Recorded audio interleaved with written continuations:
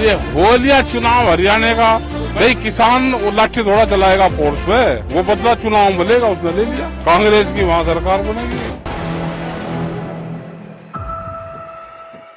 लखनऊ में भी हरियाणा के एग्जिट पोल की हलचल देखने को मिली है। बता दें कि उत्तर प्रदेश की राजधानी लखनऊ में किसानों और मजदूरों की महापंचायत का आयोजन किया गया, जिसमें बड़ी संख्या में किसान इको गार्डन पहुंचे। किसानों की मांग को लेकर इस महापंचायत का आयोजन किया गया।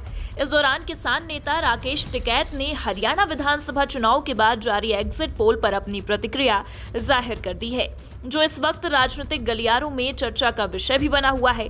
किसान नेता राकेश टिकैत ने हरियाणा विधानसभा चुनाव के बाद जारी एग्जिट पोल पर अपनी प्रतिक्रिया देते हुए कहा है कि हरियाणा में तो सरकार निपट गई।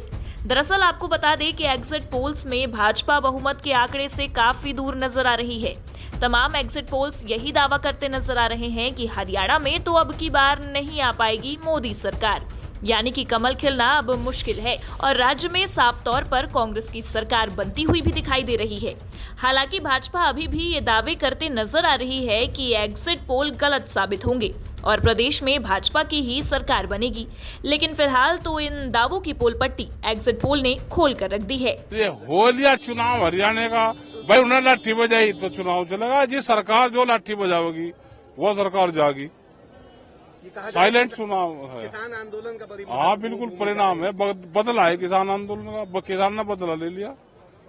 भाई किसान वो लाठी घोड़ा चलाएगा फोर्स पे, वो बदला चुनाव मिलेगा, उसने ले लिया। तो क्या स्थितियां रहने वाली, क्या रहने क्या, हारेगी सरकार वहाँ की, कांग्रेस की वहाँ सरकार बनेगी। बता दें कि मीडिया से बात करते हुए राकेश टिकैत ने कहा है कि वर्तमान में किसानों की फसलों को लूटा जा रहा है और उनकी जमीनों पर भी खतरा मंडरा रहा है। सर्किल रेट नहीं बढ़ रहा है।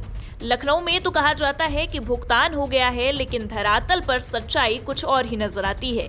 उन्होंने ये भी कहा है कि महापंचायत के जरिए किसान इकट्ठा होकर अपनी बात सरकार तक पहुंचाएंगे। किसानों के मुद्दों पर बात करना जरूरी है और हमें ये सुनिश्चित करना होगा कि हमारी मांगे सुनवाई के योग्य हो। इसके साथ ही राकेश टिकैत ने एमएसपी, जो कि एक न्यूनतम समर्थन मूल्य है, इसके मुद्दे पर भी सरकार को चिट्ठी लिखने का सुझाव दिया है। उन्होंने कहा है कि इस विषय पर राज्य सरकार को भारत सरकार को पत्र लिखना चाहिए ताकि हमारे अधिकारों की रक्षा हो सके। उन्होंने आगे कहा है कि वो चीफ सेक्रेटरी और अधिकारियों से भी मुलाकात करेंगे। और आजमन सिंह टिकैत की जो है जन्म जयंती भी है, क्या कुछ कहना चाहेंगे, क्या मकसद है? देखो मकसद ये है कि किसान तंग है, वो बैंक से तंग है, उसकी फसलों को लूटा जा रहा है, उसकी जमीन को लूटा जा रहा है, सर्किल रेट नहीं बढ़ रहा, जमीन अधिग्रहण करी जा रही। गन्ने का भुगतान लखनऊ में तो कहते हैं हो गया, लेकिन धरातल पर भुगतान नहीं हुआ।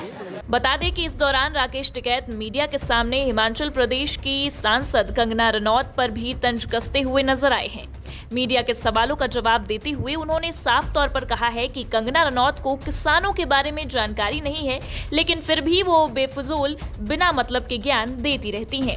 उसको जानकारी किसान के बारे में है नहीं, बगैर मतलब के बयान दे देती है। किसानों की मांग को लेकर लगातार सवाल तो उठ ही रहे थे। इसी बीच प्रदेश की राजधानी लखनऊ में भी किसानों और मजदूरों की महापंचायत के दौरान किसान नेता राकेश टिकैत ने सरकार से किसानों के हित में कई सारी मांगे भी की है और मांगों को लेकर सरकार पर बरसते भी नजर आए हैं और किसानों की मांगों पर सुनवाई करने की बात कही है। लेकिन फिलहाल अब ये देखने वाली बात होगी कि राकेश टिकैत के इन बयानों और मांगों से सत्ता में बैठी बीजेपी सरकार को क्या कुछ फर्क पड़ता है।